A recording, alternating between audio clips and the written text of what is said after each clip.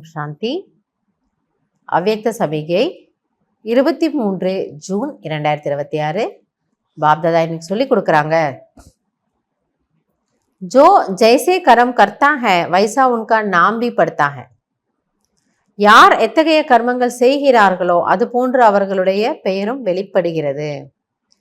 கர்ம எதி சிரேஷ்ட है तो नाम पड़ेगा श्रेष्ठमणि.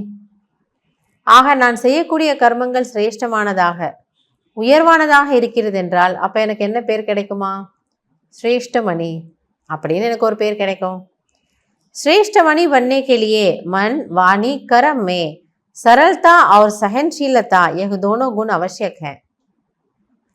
ஆக நாம் உயர்ந்தவர்களாக உயர்ந்த ஆத்மாவாக ஆக வேண்டும் என்றால் மனம் சொல் செயலில் சரளத்தன்மை மற்றும் சகிப்புத்தன்மை இந்த இரண்டு குணங்களும் மிக மிக அவசியமாகும். அகர் सरलता है सहनशीलता नहीं तो भी श्रेष्ठ नहीं. பட் இது ரெண்டுமே வேணுங்கிறார் பாபா.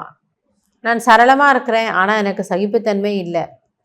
சரளமாகவும் இருப்போம், பட் சகிப்புத்தன்மை இல்லைன்னா ஏதோ ஒரு இடத்துல நம்ம டமால்னு வெடிச்சிடுவோம். பொறுமை இல்லை. அப்போ எல்லாரும் என்ன யோசிப்பாங்க, இவ்வளோ நேரம் இவங்க நல்லா சிரித்து பேசிகிட்டு இருந்தாங்க, ஒரு சின்ன விஷயத்துக்கு இவங்க இவ்வளவு என்ன சொல்ல சீரியஸ் ஆகிட்டாங்க, ஏதோ ஒன்று அப்படி சொல்லுவாங்க இல்லையா?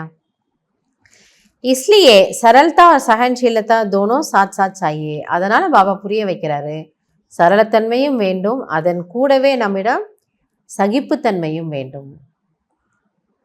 ஸோ இது ரெண்டுமே ஒரு பக்காவான காம்பினேஷன். இந்த ரெண்டுத்தினுடைய காம்பினேஷனால் நம்மால் உயர்ந்த நிலையில் இருந்து உயர்ந்த கர்மங்களை செய்ய முடியும். அதை தான் பாபா எனக்கு புரிய வைக்க வர்றார்.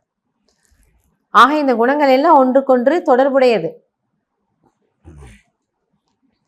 சிரேஷ்டமானவர்களாக இருக்க வேண்டும் என்றால் சரளத்தன்மை மற்றும் சகிப்புத்தன்மை இது நமக்குள்ள கொண்டு வர வேண்டியது அவசியம்.